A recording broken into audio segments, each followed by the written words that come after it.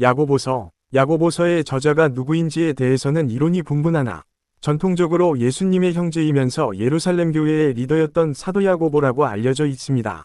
쓰여진 연대는 저자에 대한 위견만큼이나 추측이 다양하기에 확실하게 말하기 힘듭니다. 야고보서의 스타일은 서신 형태지만 공속에서 성도들에게 읽혀지도록 쓰여진 현대의 강해나 설교를 듣는 듯한 느낌을 줍니다. 서신의 수신자는 야고보가 예루살렘 교회에서 목회할 때 있었던 형제, 자매들이었습니다. 이제는 사방으로 흩어져 더 이상 함께 할 수 없는 상황에서 그들이 여러 문제에 직면해 있다는 소식을 듣게 된 야고보가 담임 목사의 심정으로 서신을 쓰게 된 것입니다. 무엇보다 예루살렘을 떠나 홀어져 살고 있던 유대 기독교인들은 기독교에 대한 핍박으로 어려움을 당하고 있었습니다. 서신은 그러한 핍박의 외부적 요소보다는 그들 간에 생겨나는 내부 문제들에 더 많은 분량을 할애합니다.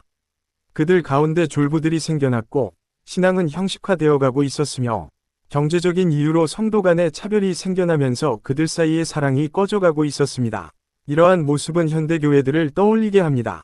또한 서로를 향한 독설과 규제 상실까지 더해져 형성된 지 얼마 되지 않은 기독교가 공동체로 서지 못할 지경에 이르게 됩니다. 야고보는 이런 모습들을 책망하며 교회가 회복해야 할 본래의 성숙한 모습들을 강조합니다. 야고보서는 아무리 거룩한 교회라 할지라도 얼마든지 세속화될 수 있음을 보여주며 우리는 이러한 동일한 일이 우리 모두에게 일어날 수 있다는 경고로 받아들여야 합니다. 야고보서를 읽다 보면 자연스럽게 한 가지 의문이 생깁니다. 사도 바울은 위롭다 하심을 얻는 것은 율법의 행위에 있지 않고 믿음으로 된다고 주장했는데 야고보 사도는 행함으로 이롭다 함을 받고 믿음으로만 아니니라라고 말해서 겉으로 보기에 서로 대치된 주장을 하고 있는 듯 보이기 때문입니다. 이것을 제대로 이해하기 위해서는 주어진 문맥을 정확히 이해해야 합니다. 무엇보다 먼저 두 사도는 서로 다른 문제에 직면하고 있다는 것을 알아야 합니다. 사도 바울은 구원을 얻으려면 율법을 지켜야만 한다는 유대교의 주장을 향해 오직 믿음을 주장하고 있는 반면 야고보 사도는 구원받은 자들이 지나치게 실천이나 행함을 무시하여 믿음을 단지 교리를 인정하는 정도로 생각하고 구원받았지만 삶과 행위가 불신자들보다 못한 모습으로 전락해가는 자들을 향해 말하고 있는 것입니다.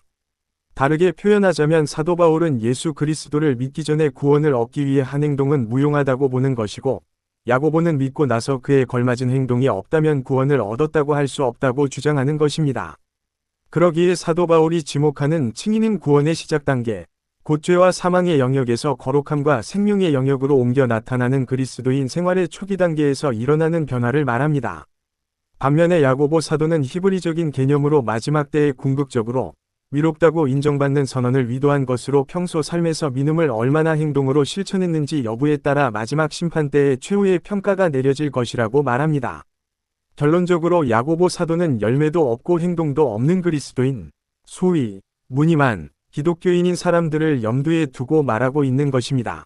결국 사도 바울과 야고보의 주장은 서로 보완적 역할을 한다는 것을 알 수 있습니다. 두 사람의 관점 차이를 신학적 용어로 설명하자면 바울은 위로움의 정가를 말하고 있고 야고보는 위로움의 선언을 강조하고 있는 것입니다.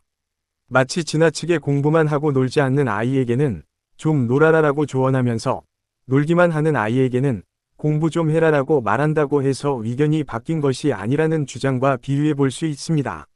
서로 강조점이 다를 뿐이지 균형 있는 삶을 살아야 한다는 면에서 동일하다는 것입니다. 교회 역사를 보더라도 루터의 종교개혁 때 구원에 대해 잘못된 이해가 지배적이었던 상황에서 믿음의 강조를 둔 로마서와 갈라디아서의 말씀들이 더욱 중요하게 부각되었기에 루터는 야고보서를 그다지 긍정적으로 평가하지 않았습니다. 반면 종교개혁 시대가 지나고 새롭게 개혁되었던 웨슬리 시대의 교회가 다시금 생명력을 잃어버리자 행함의 강조를 둔 야고보서 말씀이 부각되었다는 사실은 어찌 보면 당연한 것입니다. 믿음으로 위롭게 되었다면 칭의의 신분에 걸맞은 삶을 사는 것이 요구된다는 사실을 우리는 반드시 기억해야 합니다. 야고보서의 메시지는 행함의 신학을 많이 잃어버린 현대교회에 많은 경종과 울림을 줄 것입니다. 시청자 여러분의 구독과 좋아요는 영상 제작에 큰 도움이 됩니다.